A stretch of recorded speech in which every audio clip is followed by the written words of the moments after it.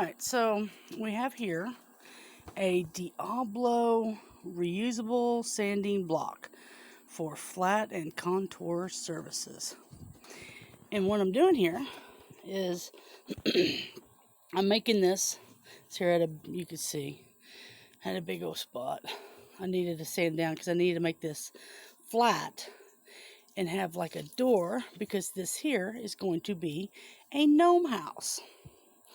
So Diablo sent me this, sent me some other sanding stuff, and I'm going to try it, see if I can't knock the rest of that out. I mean, it's almost straight, but I need to put my door in there. So anyway, I'm going to try it out, let you all know.